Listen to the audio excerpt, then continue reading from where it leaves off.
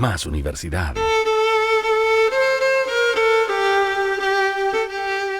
Radio Universidad Austral de Chile. Síganos en redes sociales como Radio UH Valdivia en Instagram y Facebook, @Radio UH en Twitter, y visita toda nuestra programación en www.radiouh.cl.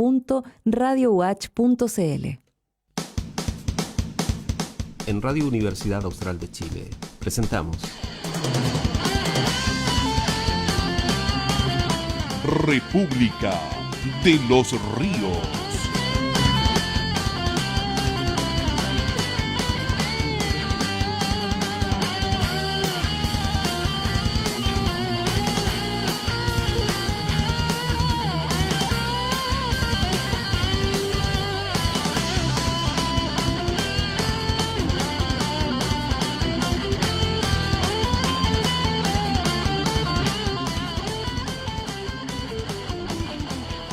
Muy buenos días. ¿Cómo están? Hola, buenos días. Buenos días, Víctor. Buenos días. Nos acompaña el decano Juan Andrés Varas. Qué agitado que está su... Mira. A ver. Mientras... Ahí está, perfecto. Pensé que tenía un problema. Estaba aquí.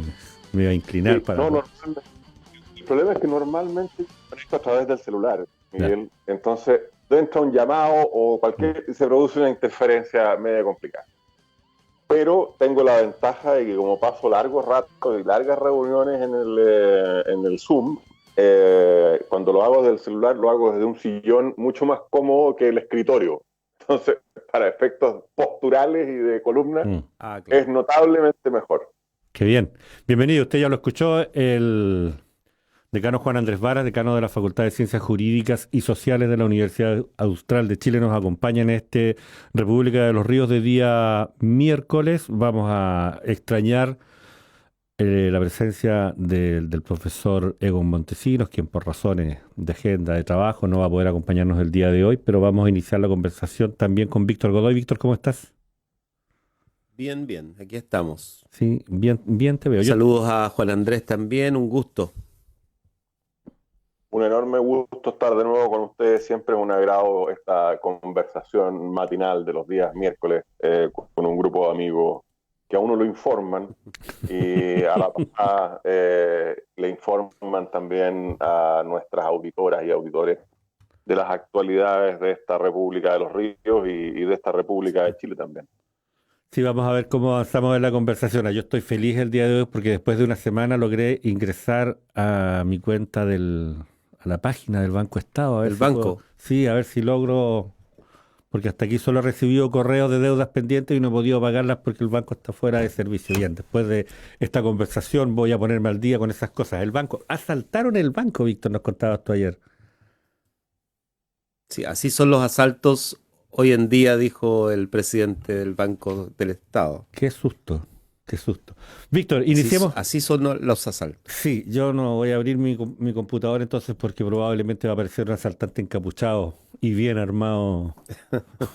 Así que voy a evitar el riesgo. Víctor, iniciemos la conversación. ¿Qué te parece si ponemos algunos titulares sobre la mesa? Bueno, o sea, quizá lo del banco no es menor. Yo sé que esto va a ser después ampliamente conversado y decir nomás por responsabilidad que la información oficial es que no se perdió nada, que no se llevaron nada, por así decirlo. Yo ayer le tuve que explicar a mi hijo que hubo un momento en que en Chile se robaba con un papelito.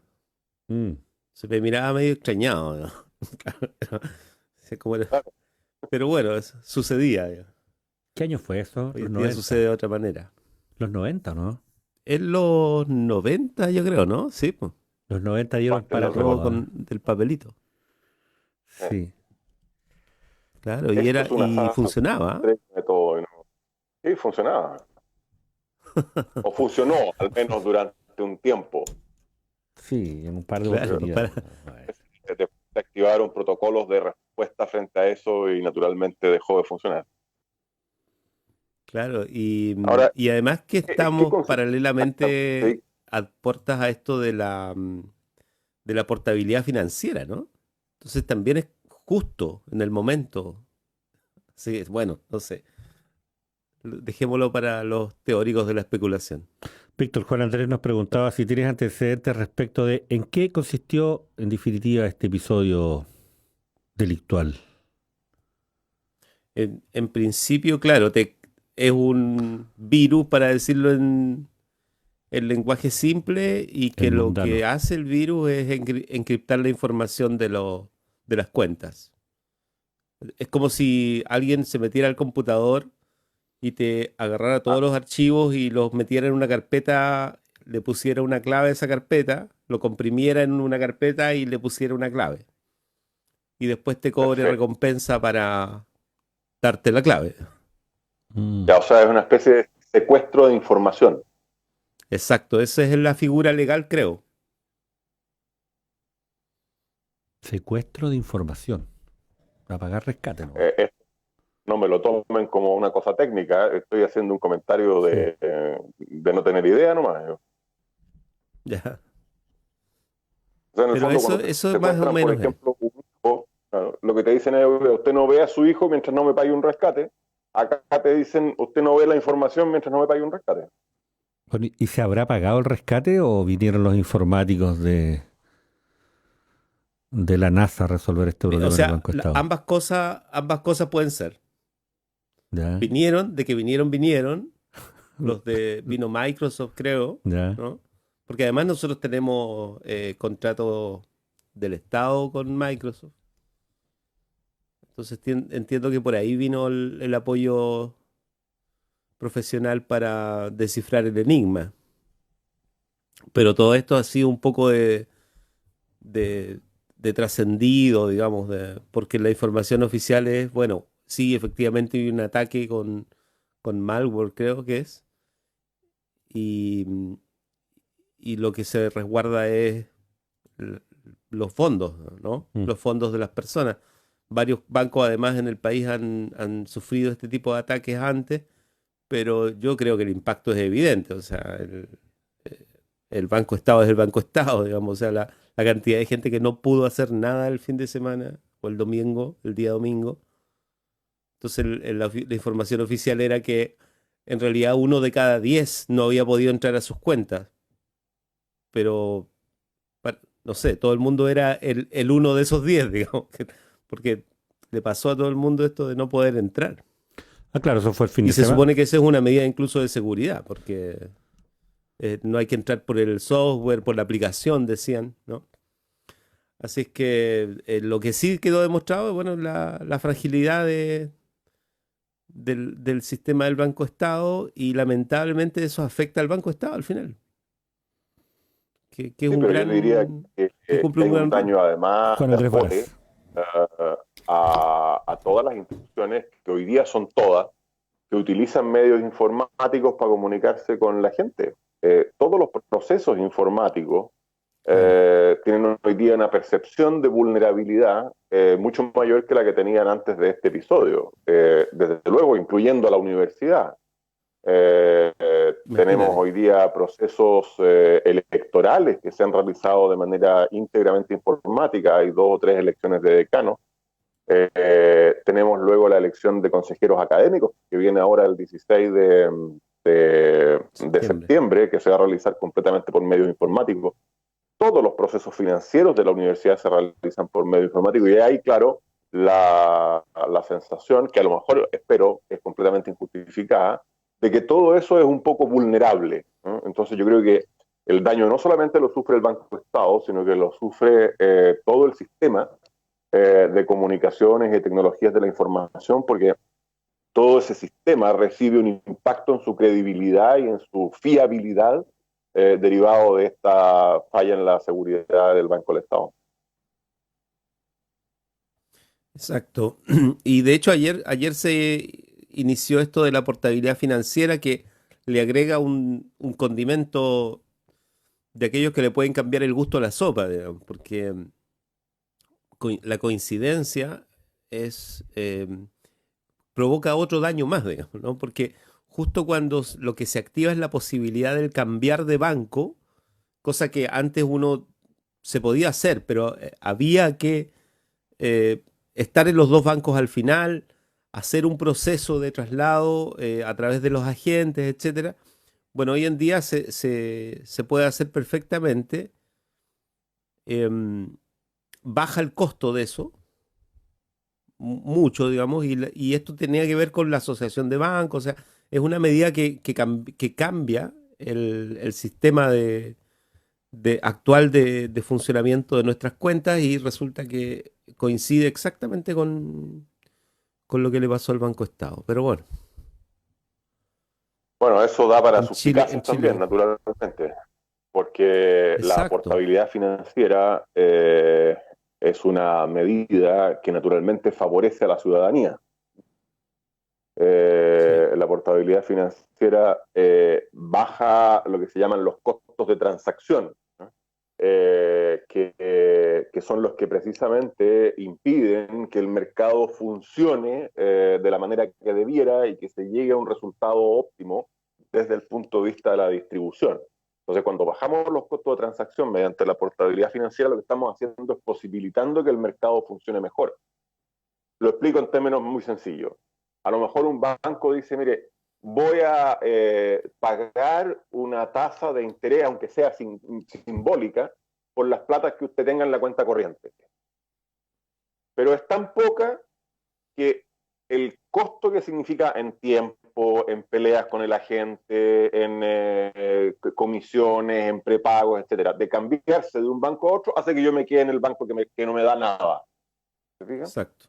Cuando Sí. todo el incentivo del mercado y de la racionalidad económica me dice cámbiese, pero el costo de hacerlo es más alto en términos generales. Entonces lo que estábamos haciendo con la portabilidad financiera es bajar ese costo y esa era una muy buena noticia para los ciudadanos. Entonces también resulta Claro. un poco sospechoso que esto ocurra justo cuando va a ocurrir algo que es beneficioso para los ciudadanos. Yo no creo que tenga nada que ver, desde luego, pero es una nefasta coincidencia. Claro, además que probablemente, y ahí ya entramos a especular, pero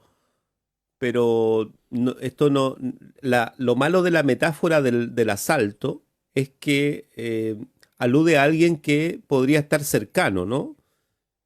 Y la verdad es que esto se puede hacer desde cualquier lugar del mundo, entonces podrían haber elegido el país incluso, no solo el banco, ¿no? Que también puede ser, ¿no? O sea, un país con un sistema financiero muy abierto, digamos, ¿no? Que probablemente podría tener algunas permeabilidades. Sí, bueno, lo que hay que esperar es que el resto de las instituciones bancarias y financieras pongan las barbas en remojo, actualicen sus mecanismos de seguridad y le garanticen a la gente la confiabilidad de los sistemas. No, no hay otra, pero como dije, esta es una cuestión que afecta a todas las instituciones y en estos momentos en que estamos confiando muchísimo más que lo normal en los mecanismos remotos de transferencia de información, con mayor razón todavía. Y también hay que hacerle un llamado a nuestra universidad de que chequee sus sistemas y le garantice a los funcionarios y a los estudiantes la confiabilidad de la información que se maneja. Sí, claro. Bueno, ojalá no resulte en más daño, digamos, ¿no? Porque ya se provocó algún daño concreto a la seguridad, por lo menos, como decía Juan Andrés muy bien, la sensación de seguridad es una cuestión impagable en lo financiero y eso es un poco la primera víctima de esto. Miguel, no sé si te parece que hay varias informaciones. En algún momento debiéramos conversar un poco, Juan Andrés, sobre lo que ha ido pasando con las leyes de fortalecimiento regional, como se les ha llamado, y todas las consecuencias de lo que ha ido pasando en las últimas horas, incluso, ¿no? En las Cómo se está últimas horas moviendo la, acaba de la salir, cultura política. a empezar por la cola, acaba de salir una declaración de 19 senadores dándole un portazo a la pésima idea del gobierno de proponer la suspensión ya a estas alturas casi definitiva de la elección de gobernadores regionales.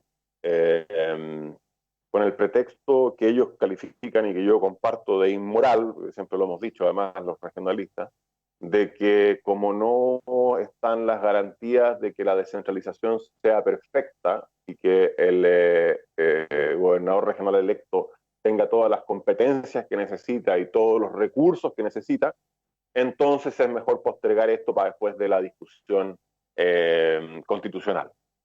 Ese argumento es esencialmente inmoral y esencialmente impresentable, básicamente porque quienes lo esgrimen, quienes lo presentan como argumento, son los que tenían el deber constitucional y legal de producir esa transferencia de competencia, y administrativo, de producir esa transferencia de competencias y de presentar las leyes de financiamiento regional, la famosa ley de rentas regionales de la que se habla tanto.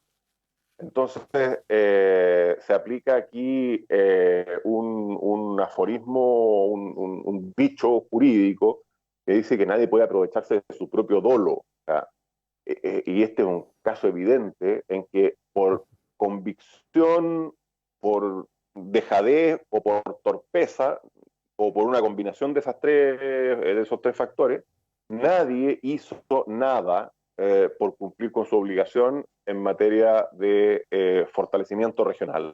Y entonces, como nadie hizo nada, decimos, bueno, entonces no se puede realizar la elección. Vamos a repetir una vez más, esta es una falacia que hay que combatir, esto yo lo vengo diciendo desde hace muchos años ya, porque este es un argumento que se ha oído no ahora, se ha oído desde muchos años atrás, desde que se dictó la reforma constitucional que supone la elección de los gobernadores regionales. Posterguemos, no lo hagamos mientras no sea perfecto. Esta idea del maximalismo hay que combatirla fuertemente. Los caminos se comienzan a andar al principio. Uno no puede pretender dar el primer paso y estar en la meta. Naturalmente que va a haber problemas, naturalmente que al principio el gobernador regional va a tener pocas atribuciones, es posible que se produzca una cierta frustración ciudadana, sin duda, ¿eh? Pero mayor frustración ciudadana que la que ya hay con el sistema político en general, no creo. Mayores problemas administrativos que los que tiene la administración pública general, centralizada, no creo. Mayores índices de incompetencia y de ineficiencia que los que tiene la administración pública general, centralizada y santiaguina, no creo. Mayores índices de corrupción que los que tiene la administración pública centralista en Santiago y distribuida en todo el territorio, tampoco creo.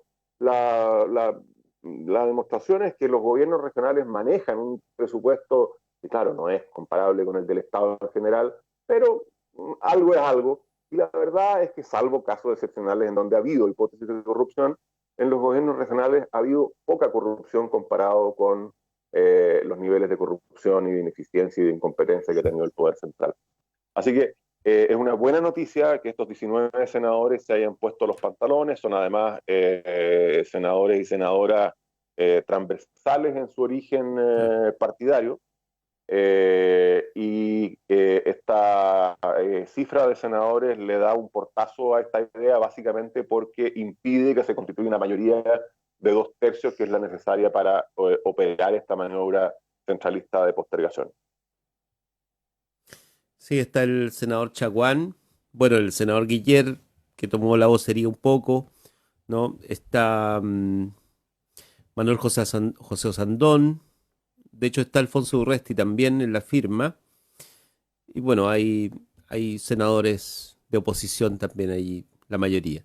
Y claro, eso por un lado, la declaración es con dos páginas, digamos, los párrafos destacados en la prensa abordan básicamente que hay disposición a despachar todas las leyes que sea necesario aprobar, dice textual, en favor del proceso de regionalización y descentralización en curso.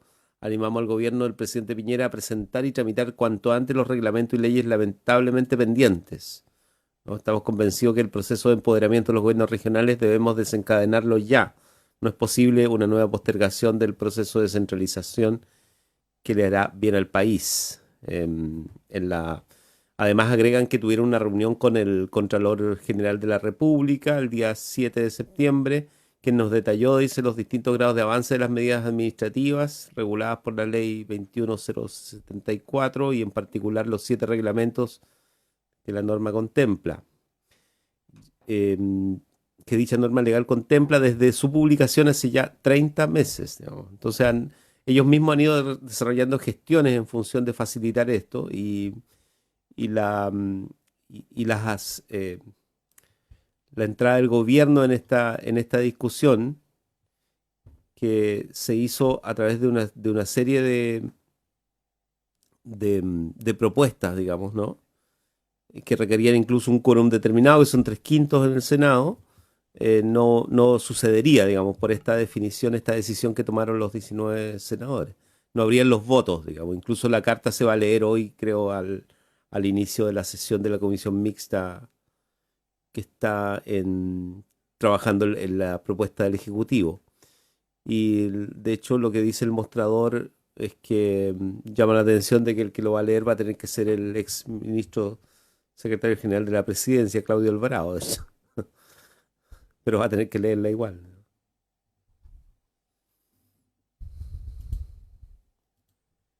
Eso, hay una columna además de Esteban Valenzuela en el mostrador, aborda un poco los hilos detrás de toda esta discusión, ¿no?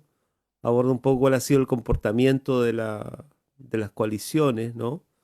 Y de cómo la misma elección de gobernador costó tanto que se pudiese sacar, ¿no? Como él dice.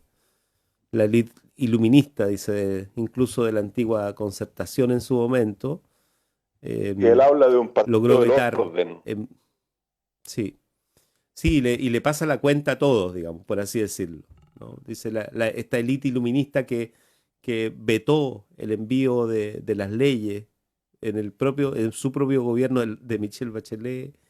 Y bueno, y habla del Partido del Orden, digamos, el Partido del Orden, que es una frase que yo no sé quién la creó, capaz que fue la prensa, ¿o no? Pero bueno, es más real que nunca, digamos, ¿no? Es cuando hay un sector que es un bloque central, por así decirlo, que es el que gobierna la discusión legislativa, por lo menos. Víctor, la del Partido del Orden, porque lo que quiere en realidad decir es el partido del statu quo, de que las cosas no se muevan para ningún lado, de que se perpetúe la situación vigente. Esa es la idea que está detrás de esta expresión del Partido del Orden. Porque la verdad es que el orden es imprescindible como uno de los condimentos esenciales del Estado de Derecho para un funcionamiento social adecuado. Es decir, el orden per se no tiene nada de malo, pero a lo que se refiere la idea del Partido del Orden que ocupa Teo Valenzuela es a esta idea de la pervivencia de un determinado orden de cosas, no al orden como como antónimo de desorden. Sí, exacto. Y efectivamente, efectivamente tiene razón en el sentido de que en materia de descentralización y de transferencias territoriales de poder, hay un grupo transversal de gente que pretende mantener las cosas como están y el orden de las cosas perpetuarlo por los siglos de los siglos. Y la verdad es que este orden de las cosas es incompatible con el desarrollo del país. Y no digo desarrollo de las regiones, digo desarrollo del país de una manera deliberada, porque la verdad es que si el país sigue como está, vamos a terminar con un país concentrado entre Santiago, Rancagua o Valparaíso, con las regiones despobladas, con unos problemas de hacinamiento y de habitabilidad en el centro y de contaminación ambiental brutales, y cada vez con menos oportunidades para el desarrollo equitativo de la gente en las regiones. Entonces, ese partido del establishment, de la preservación a toda costa del poder central, le genera un daño al desarrollo futuro del país verdaderamente significativo, verdaderamente brutal, creo yo. Así que es una buena noticia que se hayan puesto de acuerdo estos 19 senadores, que por otra parte, la mayor parte de ellos, si no todos, ya habían firmado la declaración nuestra junto con un grupo grande también de diputados y de consejeros regionales y actores políticos de distinta índole, que se había fomentado y redactado desde la Fundación Chile Descentralizado. Ellos ya habían manifestado una voluntad pública de no postergar, pero es muy bueno que ahora lo hagan frente a un requerimiento específico del Ejecutivo, que es una muy buena noticia.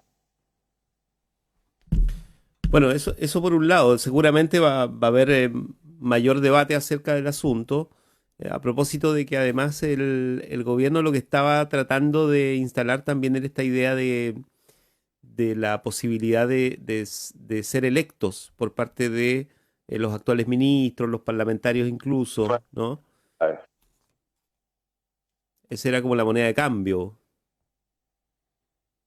efectivamente, la estrategia del gobierno fue derrotar las inhabilidades que hoy día tiene un montón de gente para postular a cambio de postergar. Toda una maniobra francamente impresentable, si hay que decirlo. Uno ya está un poco acostumbrado a la constante vocación que tienen los políticos en Chile por renovar el voto de desconfianza de la ciudadanía. Pero no deja de sorprender. Pese a que uno cree que lo ha visto todo, los políticos siempre tienen una capacidad de sorprenderlo a uno en esta, como digo, vocación por la generación de desconfianza y de falta de lealtad por las instituciones que ellos mismos han provocado. Exacto. Bueno, de cuando en cuando aparece el Partido del Orden, digamos, ¿no? O esta imagen, digamos, y han sido distintos los protagonistas de ese concepto. Eso yo creo que hay que seguirlo tratando de todos modos, Miguel. Quizás Sí. sería bueno conversar en esta media hora que nos queda lo que ha sido también materia de trabajo de la propia radio, incluso, de la propia universidad, por supuesto. Esta es la semana aniversario y en esta semana aniversario ha habido un interés especial por la elección de consejeros académicos. Que, claro, o sea, nosotros nos toca porque estamos en la radio, pero probablemente en la comunidad, en la audiencia, la elección de consejeros haya que explicarla en clave de participación interna en la gestión en definitiva de la vida académica de la universidad por parte del estamento académico, porque no siempre eso es tan visible, ¿no? A eso me refiero. O sea, uno hasta donde llega es hasta la idea de que existen las disciplinas universitarias y esas disciplinas están organizadas no solamente para que se haga la docencia, se formen los profesionales, sino que también para estructurar una forma de participación interna en la institución, Sí, a través de las facultades, ¿no? sí, dos cosas. Sino que también hay otra forma de participación en el consejo académico. Sí, yo quería subrayar dos cosas, Víctor. Primero, a propósito del tema que ustedes acaban de concluir, bueno, tres en realidad. La primera, recordarle a quienes nos escuchan que estamos haciendo el República de los Ríos de los jueves, de los miércoles, perdón, en Radio Universidad Austral de Chile con el decano Juan Andrés Vara y con Víctor Godoy.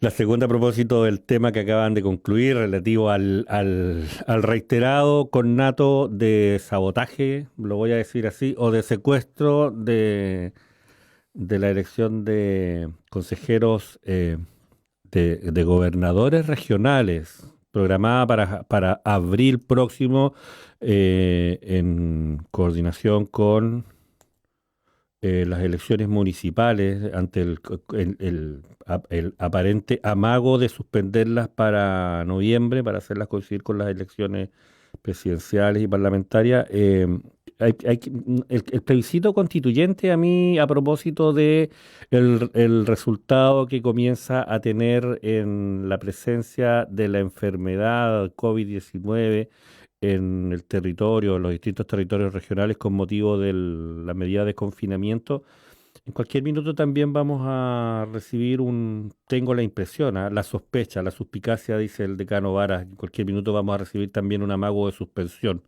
un intento de secuestro de estas renovadas cuotas de democracia que a ratos parecen que vamos a poder disfrutar y a ratos parece que van a seguir siendo secuestradas. Vamos a ver qué ocurre con eso.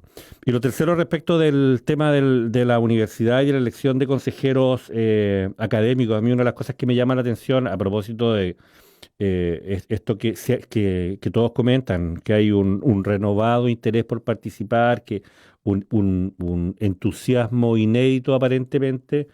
Digo, hay 19 candidaturas, pero claro, a mí lo que me llama la atención es que no lo había visto en otros procesos, el vigoroso interés por comunicar lo que está ocurriendo.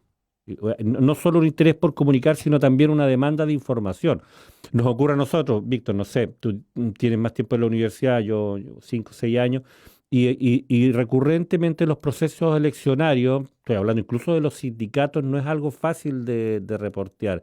Siempre nos cuesta mucho hacer comunicación en torno a esos momentos, que son momentos relevantes de la vida universitaria. Incluso no tengo la impresión que nos pasó también con la elección anterior de consejeros regionales, pero hoy día hay un clima distinto, digamos. Insisto, no solo porque todo el mundo quiere participar y quiere informar respecto al protagonismo que puede tener este proceso, sino porque también desde distintos lugares de la comunidad universitaria hay una demanda que a mí me llama la atención por información acerca de lo que ocurre. Quiénes son, a quién representan, cuáles son sus intereses en participar de esto. Eso creo que es nuevo. Decano. Sí, efectivamente, yo creo que hay una voracidad por información que es nueva y también dice relación con la situación de la pandemia que estamos viviendo, que nos tiene a todos aislados y sin contacto personal. Y probablemente en ocasiones como esta es cuando más se valora el contacto personal, la posibilidad de toparse en los pasillos, de toparse en el campus, en la llegada, en los estacionamientos con la gente, de verse las caras de una manera más informal y más casual, que echa muchísimo de menos en estos contextos electorales. Quiero destacar dos cosas.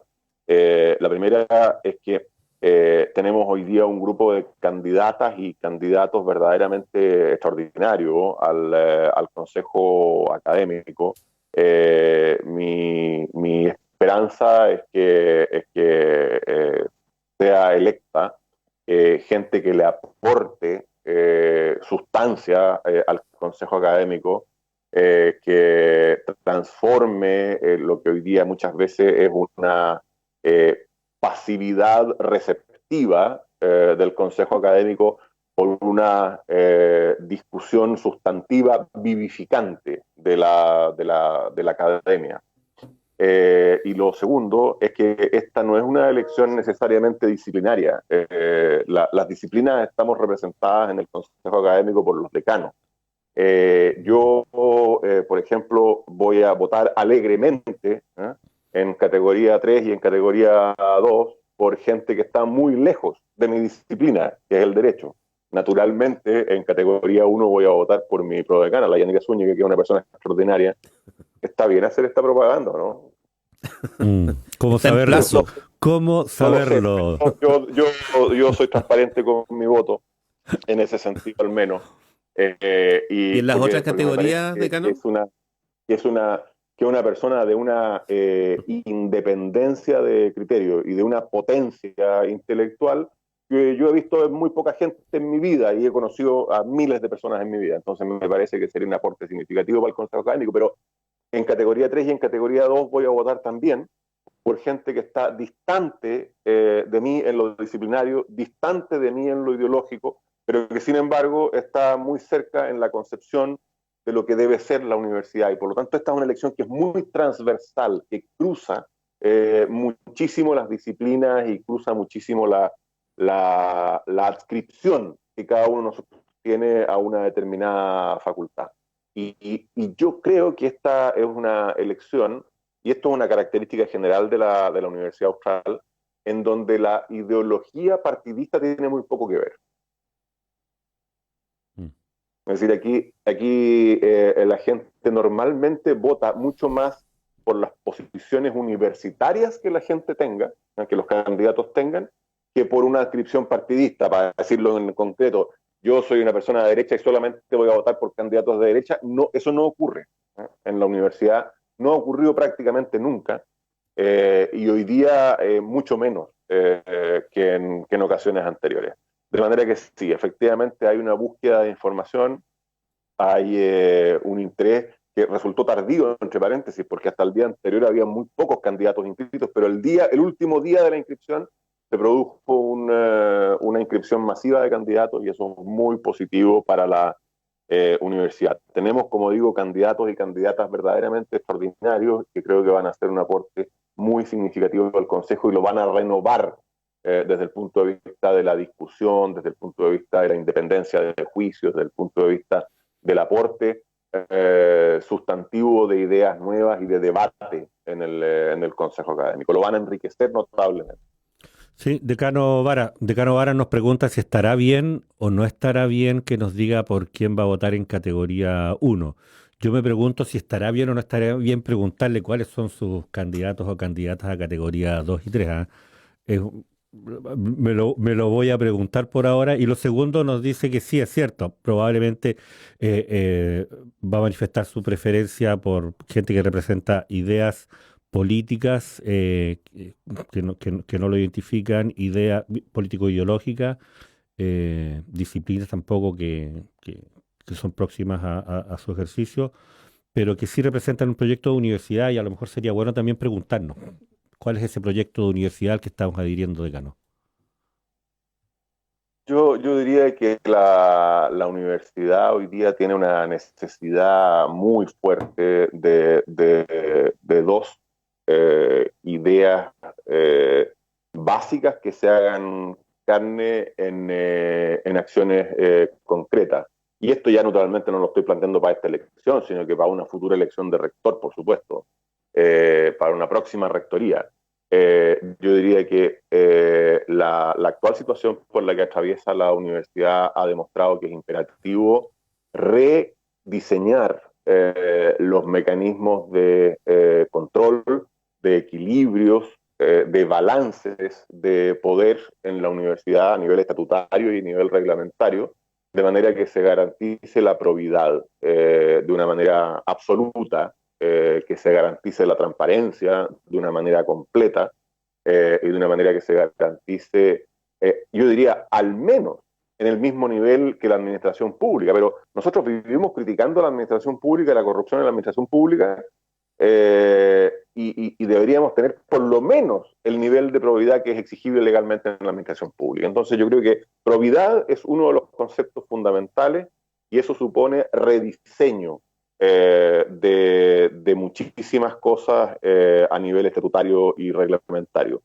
Y lo segundo que creo que es importante convenir, y en lo que creo que va a convenir mucha gente, es en orden académico.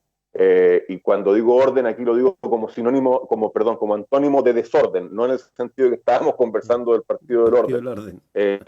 La universidad tiene un rol social que cumplir, enorme, gigantesco, pero que parte de un núcleo, que es que la universidad es una entidad que crea conocimiento, le agrega valor al conocimiento acumulado y transmite ese conocimiento para formar profesionales.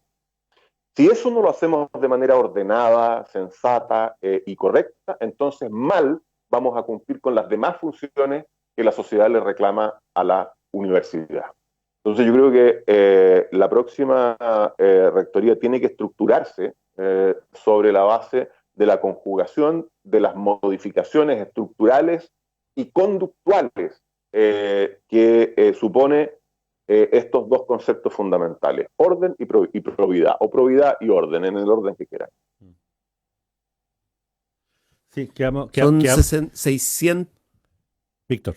más de 600 académicos 672. los que votan, además. 672, creo. 79. 79. Y es importante, además, importante recalcar que hay una cantidad importante de académicos que no tienen actualizados sus correos electrónicos. y que funcionan con correos de Gmail y otros servidores. Entonces, la única forma de votar electrónicamente es tener activada su cuenta institucional @watch.cl antes de que se produzca el proceso eleccionario. Y esta semana me parece que es la última oportunidad de activar esa dirección de correo electrónico institucional para poder votar. Entonces, para que puedan votar efectivamente esos 679 o no sé cuántos son, necesitamos que esos 679 correos estén activados. Y por favor, los académicos que quieran votar, preocúpense de tener activadas esas casillas. Si no las tienen, hay que comunicarse directamente con la Dirección de Tecnologías de la Información. Vamos a quedar en suspenso con la Sí, opción. Víctor, vamos a quedar en suspenso con la opción electoral del decano Varas en las categorías 2 y 3. Dejémoslo en suspenso. Tú ayer conversabas con... Voy a decir que tengo una preferencia por el sexo fuerte, es decir, por las mujeres en materia electoral. Creo que la pregunta recurrente es esa. ¿Tiene candidatos o tiene candidatas? Lo he escuchado en más de alguna conversación. Decano Varas tiene candidatas. Perfecto. Víctor, tú ayer conversabas con en un programa que tuvimos en la radio con los candidatos de categoría titular. Entiendo que hoy día continuamos con con candidatos que postulan a representantes en el Consejo Académico de la categoría 2 hoy día y mañana, y vamos a terminar el próximo lunes con un encuentro de conversación con los candidatos de categoría 3, en un esfuerzo que queremos desde la radio responda a la demanda y a la necesidad de información que nos han manifestado todos quienes quieren participar en este proceso. Pero cuéntanos, no sé, a ver si de la conversación de ayer nos puedes decir un poco en qué estado estamos en lo que a esta elección se refiere y en lo que a proyectos de universidad, como dice el decano Varas, hay en juego en el territorio en este minuto. Víctor Godoy. Sí, o sea, si uno resume, porque está el registro en todo caso de la conversación con los 5 candidatos y la candidata a consejeros académicos que son profesores titulares. 3 de ellos van a estar en el próximo periodo en el Consejo Académico, por lo tanto no es menor el hecho de que en la conversación de ayer hay 3 próximas también asientos en el Consejo Académico, ¿no? Y por lo tanto, una de las cosas que yo les dije al pasar, digamos, les pasé a decir es que en la práctica, el 16 de septiembre, a propósito de que esta es una elección que ha tenido gran interés desde el punto de vista público, ¿no? O por lo menos de la comunidad universitaria en general, es que el día 16 de septiembre se abre también una etapa en la que nosotros vamos a tener que hablar con los consejeros mucho más, ¿no? Cosa que tradicionalmente no hacemos. O sea, tenemos la posibilidad de conversar acerca de los tópicos que allí se discuten por razones obvias, porque influyen en la vida de la comunidad, pero conversar personalmente, tener en los paneles incluso de la radio a los consejeros académicos, digamos que el decano Juan Andrés Varas es una de las excepciones, ¿no? Y no está de más decirlo porque el Consejo Académico es el espacio, o por lo menos estoy hablando como observador, incluso tratando de distanciarse lo más que uno puede, el espacio más deliberativo en la universidad. Yo sé que los gremios, los sindicatos sí tienen un proceso interno de deliberación, pero yo diría que también tienen mayor grado de compromiso y de cohesión, esto de cómo tú construyes también comunidad con los más cercanos, ¿no? Entonces hay un diálogo distinto en cada sindicato, en cada gremio, pero en el caso de la comunidad en general de la universidad, el espacio de deliberación hasta aquí ha sido el Consejo Académico, el gran espacio donde uno podría decir que están representadas las sensibilidades, ¿no? Como se le acostumbra llamar a las posiciones, ¿no? Y que tienen sus encuentros, sus distanciamientos, sus acercamientos también. Y además hay representación estudiantil en ese lugar. O sea, hay un proceso histórico que se ha venido dando de instalación en el Consejo Académico de muchas de las expectativas de participación de la propia comunidad universitaria. Y eso ha sido incluso un proceso no exento de tiranteses, ¿no? En las últimas décadas. Después de la intervención y de que se empezaron a elegir los rectores en el año 90, 89-90, digamos que este proceso ha ido de menos a más y probablemente vayamos a vivir el 16 de septiembre, efectivamente, quizá la elección con mayor grado de discusión que se ha dado, porque no es solamente la radio la que está haciendo foros, sino que además han habido varios foros más y lo van a seguir habiendo. Eso es lo interesante también de este momento. Y ayer lo que decían los propios candidatos y candidatas era que es un momento en que se está decidiendo determinadas cosas que son esenciales de la comunidad. Entonces las preocupaciones tenían que ver, nosotros obviamente le hicimos una pregunta respecto al territorio, de cómo se comporta la universidad con el territorio, pero también preguntamos acerca de la situación coyuntural interna de la universidad y todos tenían una opinión.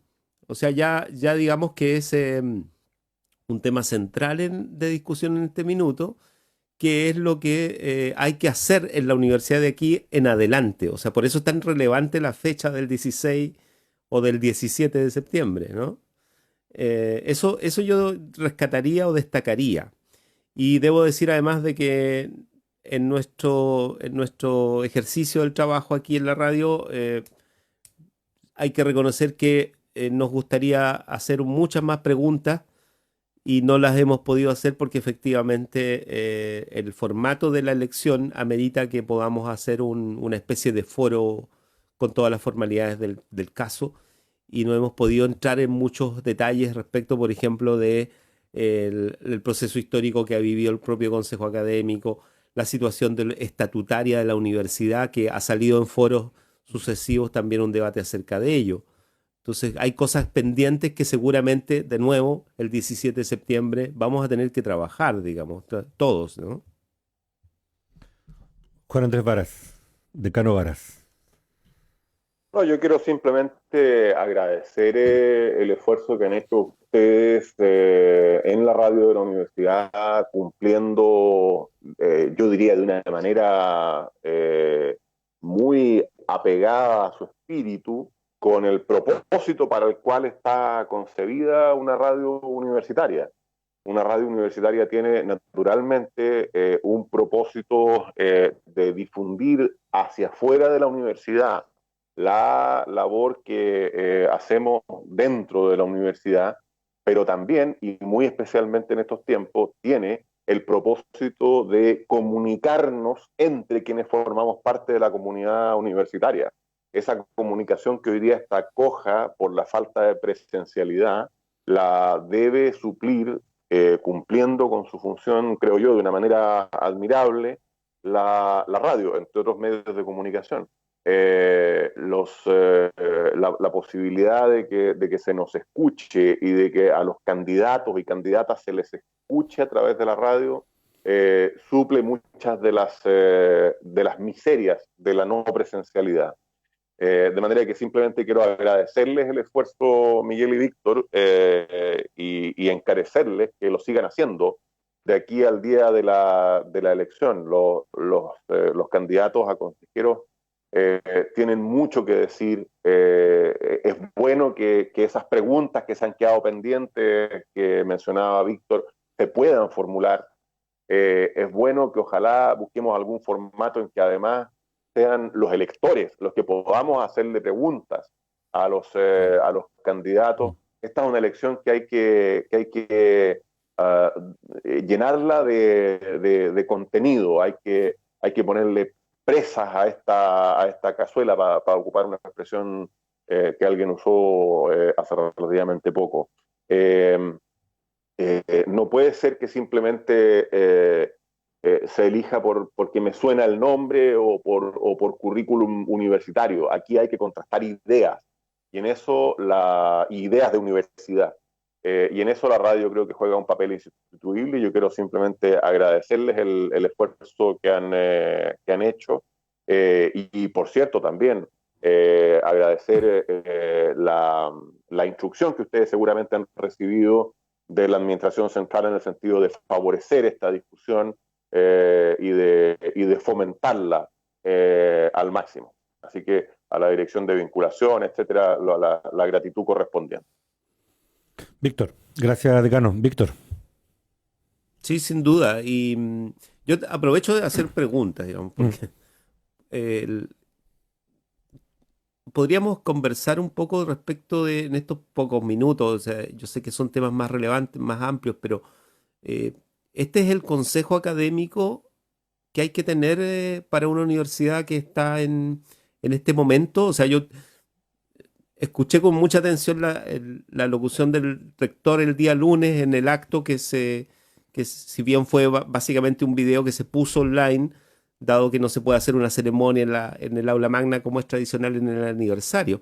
La ceremonia Pero virtual. se planteaba esto claro, del momento de ampliación que ha vivido la propia universidad en los últimos 8 años, una cosa así, ¿no? Más, incluso. Y la cantidad de estudiantes, ¿no? Esto de los 20.000, ¿no? Estas cifras, digamos, estos horizontes psicológicos que las propias instituciones se ponen, los van observando, los van mirando y llega un momento en que ya es realidad. Entonces, en este proceso de crecimiento de la propia universidad, ¿este es el consejo académico que se necesita o hay que cambiarlo, hay que pensar en irlo modificando de alguna manera o hay que resguardarlo tal como está regulado, normado en términos de participación, de cantidad de personas? O sea, porque a estas alturas es, como decía hace un ratito, es casi nuestro Senado, digamos. Juan Andrés. Yo tengo la impresión, voy a estructurar una respuesta, Víctor, desde 2 perspectivas. La primera de ellas es la de apertura a la mejora y al cambio, y la segunda es dónde está la necesidad más aguda de cambio.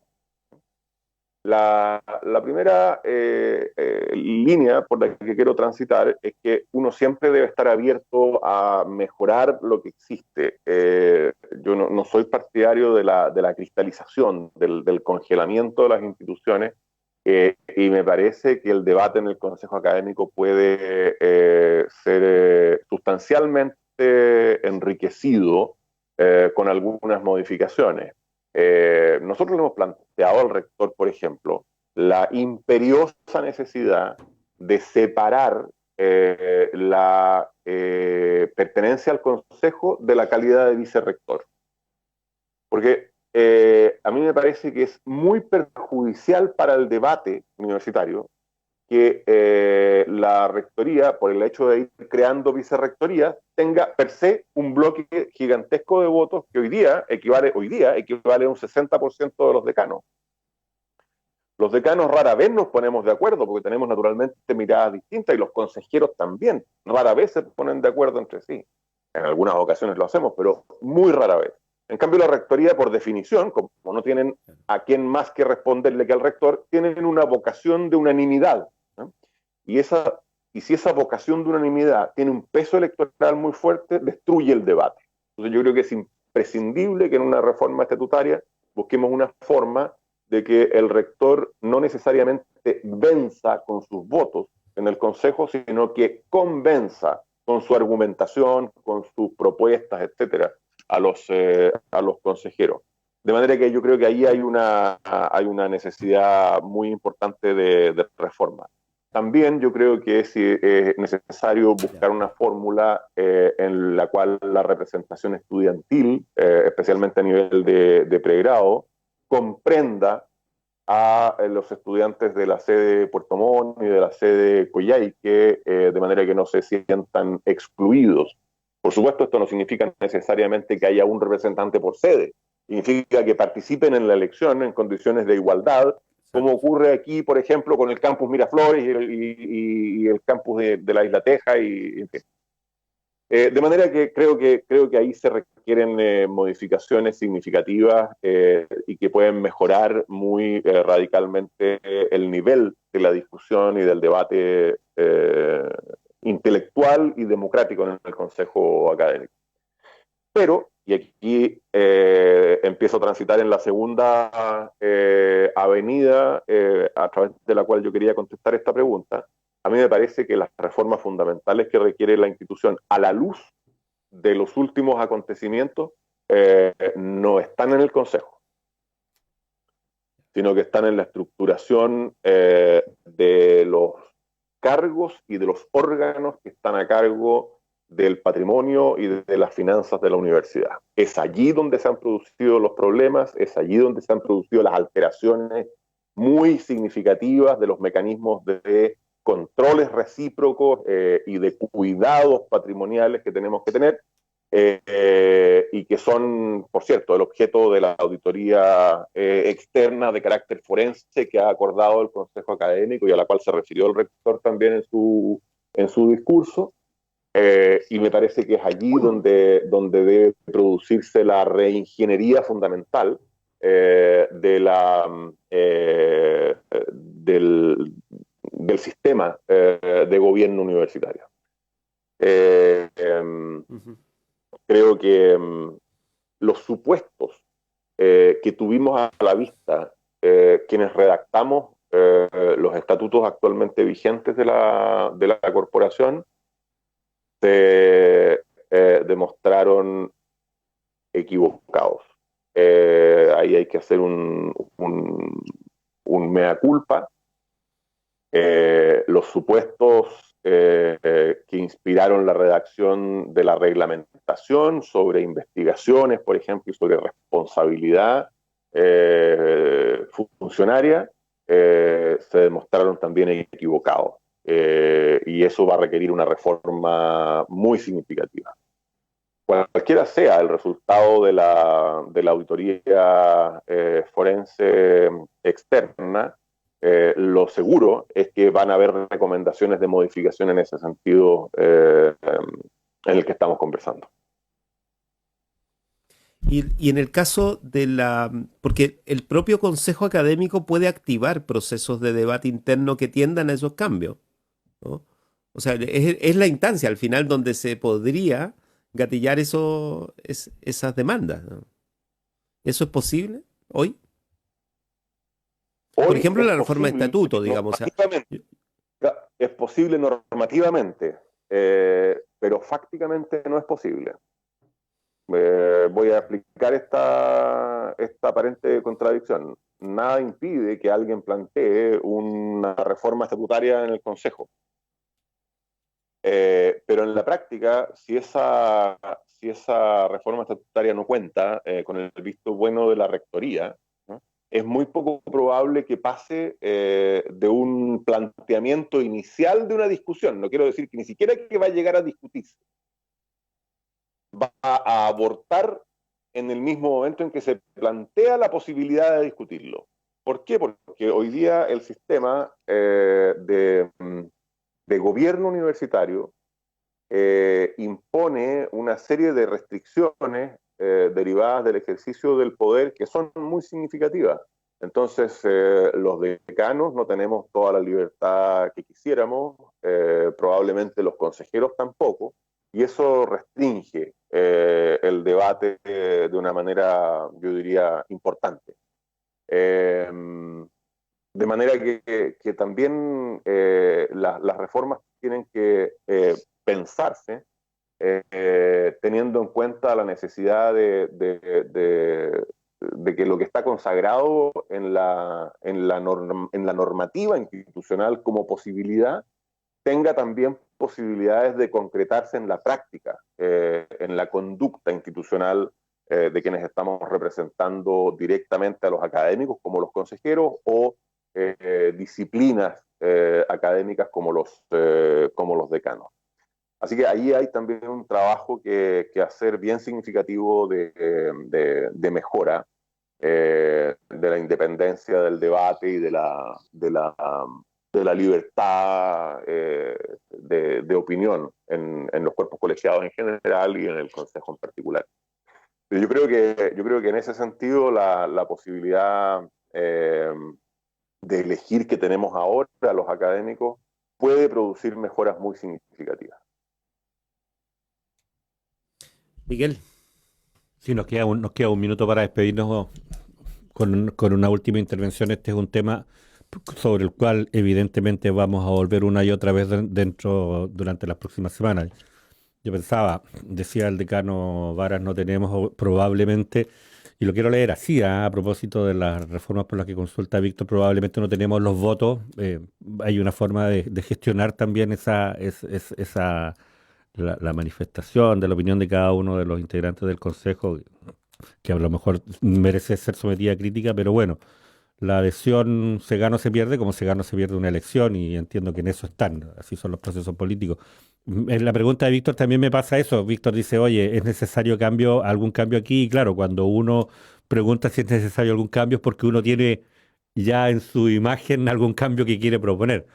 Y lo digo así porque no debiera ser esta discusión, creo yo, solo una discusión de académicos en el contexto del Consejo Académico, sino en tanto una discusión de la comunidad universitaria, como lo dice el decano Varas, también debiera involucrar a los estudiantes y también a los funcionarios, ausentes, tengo la impresión, absolutamente, incluso del imaginario de universidad en este minuto que tenemos, y lo digo desde la participación en un movimiento estudiantil que tenía una concepción clara de lo que es autonomía universitaria, tenía una concepción clara de lo que era reforma, y que en lo que a participación se refiere también tenía demandas bien claras y tangibles. Víctor decía, hemos ido de menos a más. Yo tengo la impresión de que en ese sentido, en 30 años solo hemos ido de menos a menos, pero a más nos falta harto todavía. Nos quedan 30 segundos para que cada uno se despida. Decano Juan Andrés, gracias por acompañarnos. No, encantado, ha sido una conversación muy estimulante y espero que la repitamos el próximo miércoles. Quiero dejarle un saludo a todos quienes nos escuchan a esta hora de la mañana y espero estar en contacto la próxima semana también. Un abrazo grande a cada uno. Gracias, decano. Víctor, para que te despidas. Igual un abrazo y disponibles también pues, como para que esa conversación se produzca, que se amplíe también, porque ese es el sentido también de lo que hemos estado haciendo. Hoy a las 14:30 horas tenemos foro con las candidaturas. Sí, categoría 2. Así es que amerita reencontrarnos allí. Un éxito. Muchas gracias. Nos vemos. Chao. Chao. Sebastián, muchas gracias. En Radio Universidad Austral de Chile hemos presentado República de los Ríos.